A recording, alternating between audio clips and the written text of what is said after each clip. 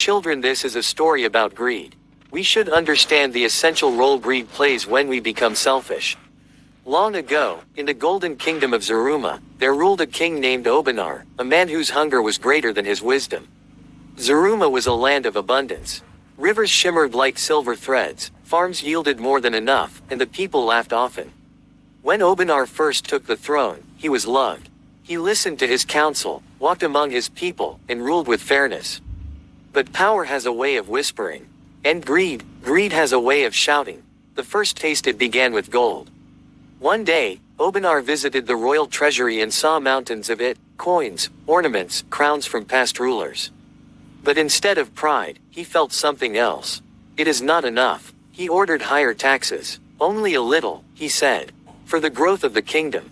The people obeyed. The treasury grew. But so did his hunger. The kingdom tightened soon. Obanar wanted more than gold. He wanted control.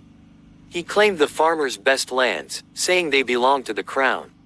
He demanded a share of every harvest, then half, then nearly all. Markets grew quiet. Smiles disappeared. His advisors warned him. "Your Majesty," said the oldest among them, "a king does not eat alone. A kingdom starves when its ruler forgets its people." Obanar laughed. "A king owns everything," he replied. "Even their hunger." The silence of Zaruma, the drums stopped first.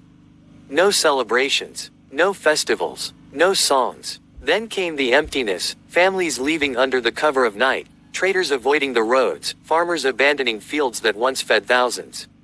Zaruma, once full of life, began to echo. But Obanar did not see loss. He only saw what remained. Now the terrifying horror of loneliness met him. One night, as Obanar sat alone in his overflowing treasury, something strange happened. The gold did not shine. It flickered, moved. From the shadows emerged figures, thin, silent, watching. "Who dares enter my treasury?" the king demanded. One stepped forward. Its voice was like dry leaves. "We are what you have taken." Another spoke. "We are the laughter you silenced." Another. "We are the children who went hungry." Obanar shouted, "I am your king." The figures replied as one. "You were." The next morning, Obanar walked through his kingdom.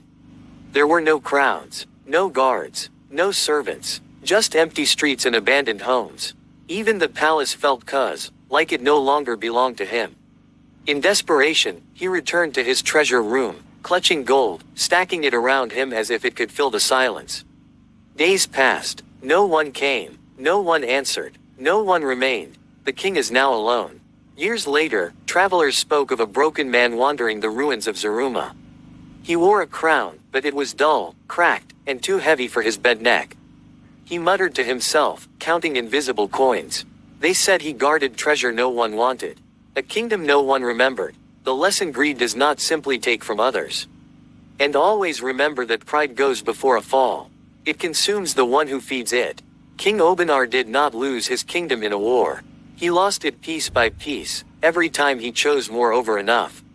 And in the end, he ruled exactly what his greed deserved: nothing.